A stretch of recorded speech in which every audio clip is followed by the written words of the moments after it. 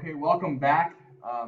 We just finished going through this example on Thursday, so you should have your note sheets back out again. With your graphing calculators, we're going to finish talking about how to make a line of regression and talk about correlation. So make sure that you have those ready. We left off on Thursday talking about what the R value of this sodium versus calories chart was. And we found that the R value, which remember tells me how good of a fit it is in a percentage, is about 79%. So if I draw that in there, remember the R is 79%, which means that sodium predicts calories 90 or 79% of the time. For these 16 fast food items, is the linear relationship between fat content and number of calories stronger than or weaker than the linear relationship between sodium content and number of calories? So remember, fat content, we had a low R value. Our R value is like in the 40s or something. But in this one, we have R is 79. So it's stronger between sodium and calories. It's kilocalories, the K is, it's 1,000 calories. Than fat. Does this surprise you? Does it surprise you that the salt would predict the calories more than fat? I was a little surprised because I thought that the fat would indicate how many calories something had. If it was more fatty, like a cheeseburger or something, that the grease would have more of an impact than the salt does. But actually, the salt, it seems, has a higher relationship or better R value than the fat. Why is it important to know which is strong or weak? Okay. Well, it's good to know if I have a model, okay, if I have a scatter plot and I want to talk about a relationship, it's important to know how strong or weak something is because it's good to know whether something can be used to predict another thing. If you know it's a strong relationship, you can pretty confidently predict a relationship between two things. So for example, if this was a very strong relationship between sodium and calories, I could predict how many calories something had just by its sodium or by its fat. But you only want to do that if you have a very good R value. If R value isn't good, you don't want to use it to predict something else. Now, causation. This is probably the most important part about this, is that just because there's a relationship does not mean there's a cause and effect relationship. So just because there's a lot of salt in the food doesn't mean that the salt causes the fat, the calories. So causation is the amount which something makes something else, makes another thing happen.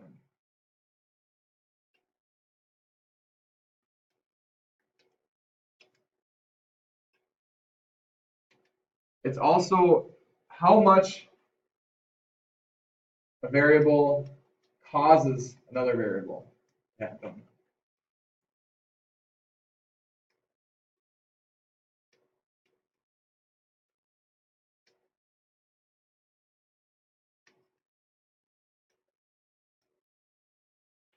It's sometimes tempting to conclude that if there's a strong relationship, if the R value is really high, that one variable is causing the value of the other variable to increase or decrease. But you should avoid making this mistake. What does it mean when there's a strong linear relationship? Remember what we talked about? A strong linear relationship means that one variable's behavior strongly predicts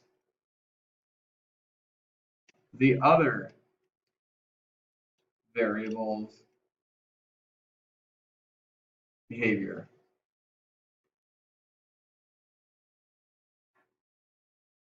Remember the value of the correlation coefficient between sodium content and number of calories was 79%, indicating a strong positive relationship.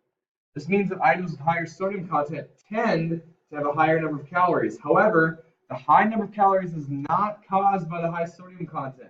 In fact, sodium doesn't even have any calories. What might be happening in this situation? Well, think about things that are really salty at fast food places. What might be really salty at fast food places? You should be thinking French fries, onion rings. Those are both really salty things. And while they are very salty, they might not have a lot of calories, right? They might have a lot of fat or grease, but they don't have a lot of calories. So what might be happening? Maybe foods with high calories,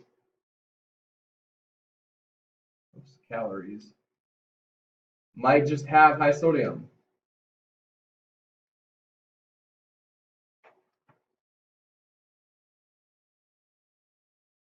You think of other reasons too. I mean, this isn't the only reason, but that might be one reason why it's happening. Now, there's another study done, and let's say that you found out there was a correlation between your shoe size and your reading ability. The higher the shoe size, what happens to the reading ability? What type of correlation would you predict? Well, do you think that shoe size gets bigger, that you'd be better at reading or worse at reading? It seems like they're pretty unrelated, but think about it.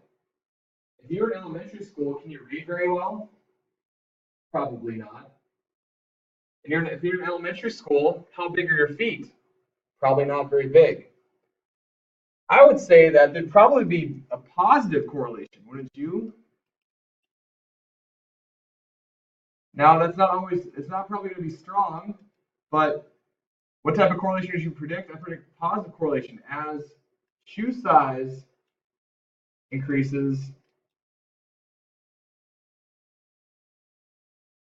reading ability would increase. That's what I would predict would happen, but I don't know for sure. Do you think shoe size causes children to read better? Do you think just because they have big feet they're going to read better? Probably not.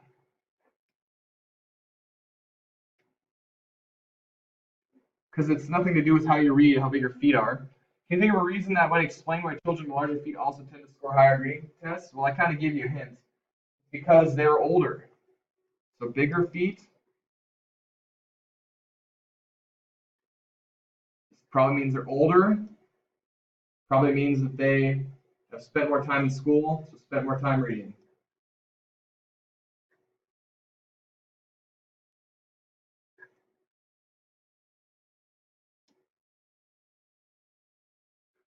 I want you to decide whether these are cause and effect or not cause and effect.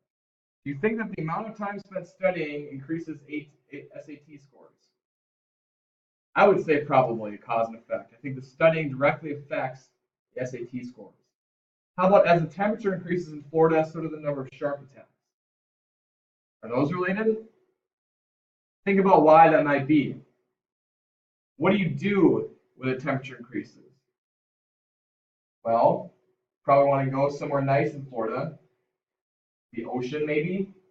Would you be swimming? Swimming in the ocean that has sharks? I would say probably cause and effect.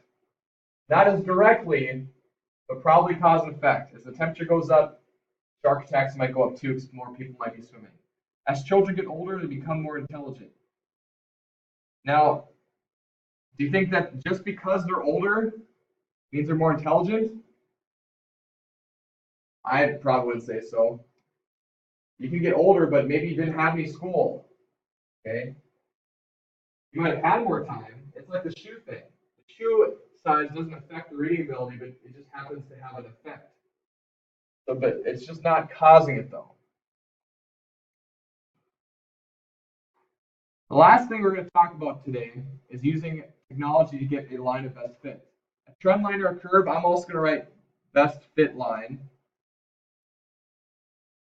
is a line that fits data and can be used to predict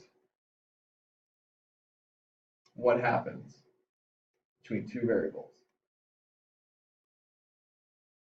So we're going to follow 3 steps. We're going to input data into the calculator as shown. We're going to add a line of best fit or a trend line, and we're going to calculate the correlation coefficient, the R. So here you're going to have your graphing calculator. Get rid of all this stuff.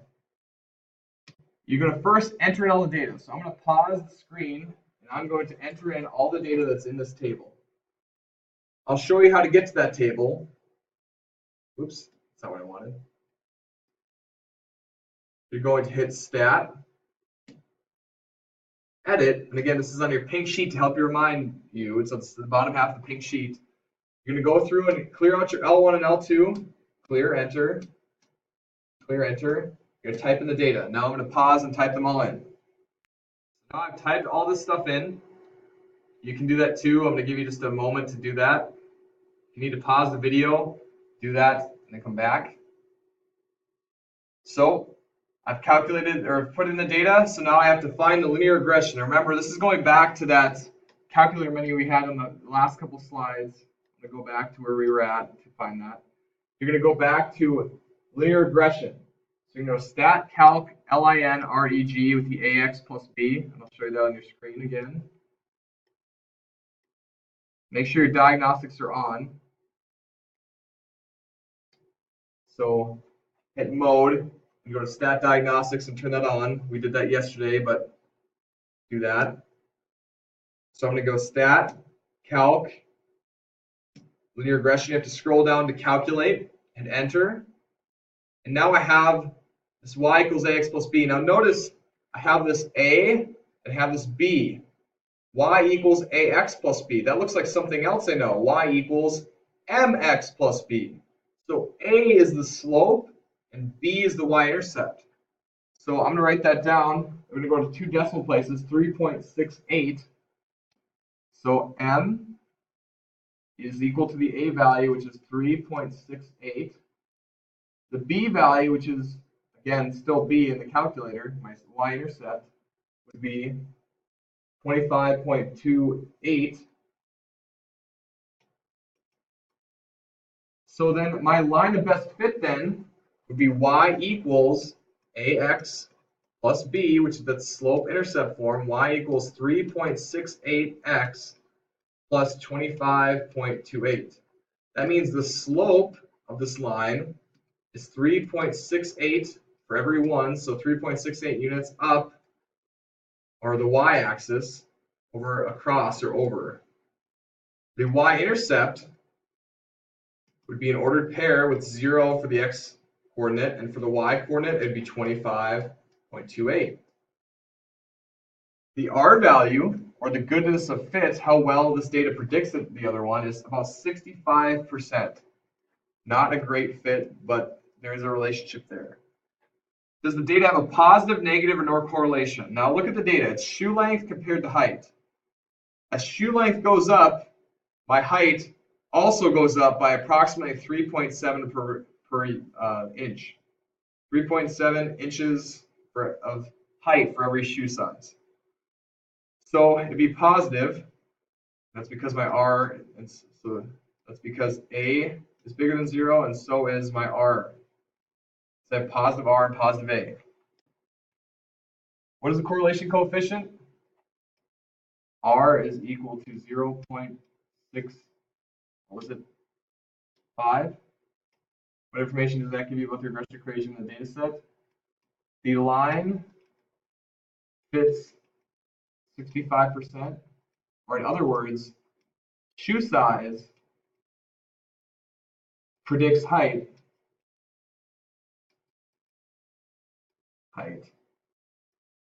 65% of the time.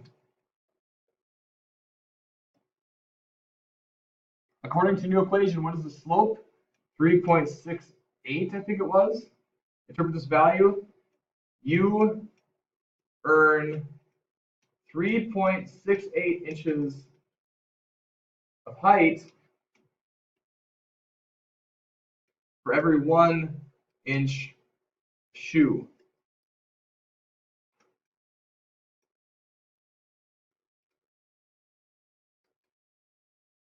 Does this display a cause and effect relationship? Does your shoe size cause you to be taller?